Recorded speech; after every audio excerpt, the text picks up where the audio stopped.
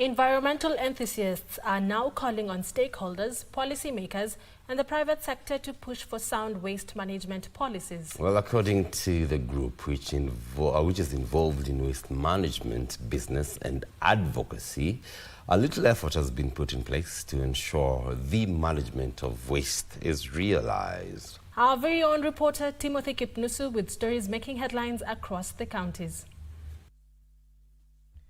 Calls for formulation of waste management policies took center stage during stakeholders meeting that brought together women leaders and civil society organizations. According to the group, the formulation of the policy will go a long way in the realization of managing waste.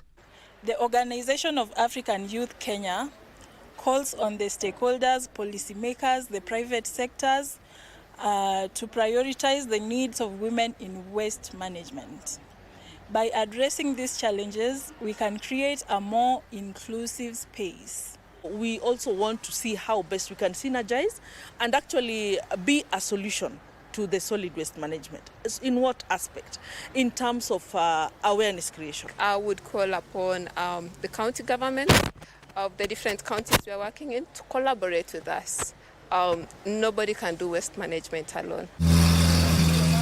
Elsewhere, more than 160 families in Manana, Kiambaa Sub-County, Kiambu County, have been displaced after their homes were marooned by flood waters following a heavy downpour on Thursday night. The area, according to the victims, has suffered from floods for over 4 decades. We have now been trying to create waterways so that we can remove the funds that are inside this residence.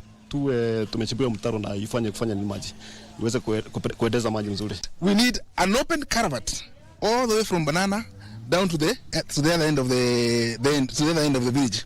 And the Mijikenda Community is set to host Mijikenda Cultural event at Mamangina Waterfront on Saturday to showcase its rich cultural heritage with calls for leaders to shun constant squabbles. Hii ni shughuli ya kitamaduni na tunahitaji kila mmoja mkaaji wa Mombasa kuja kuangalia tamaduni za Mijikenda ndani ya Mombasa. Wagiriama mkuja pale mjionee kwamba sisi tumerudi katika umiji wetu ambao tuliuacha kwa siku nyingi. In the meantime, Migori County Government through the Department of Health Services has launched a 5-year strategic and investment plan.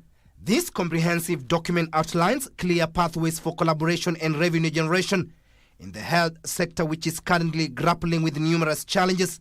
We as the government are investing and relying on our people to actually get the job done. Either if you do automation, you do revenue policing, you do revenue monitoring. If the people factor is not taken care of, you may not succeed much.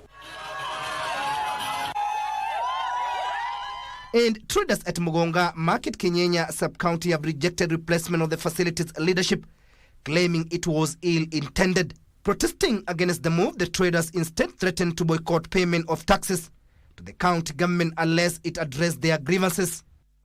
Tunaomba serikali kuu chairman ile anasimamia masoko yote katika Kenya mzima. Ile mama chairman anamuomba kwamba angalie soko ya Mugunga sawa aone iko budget gani.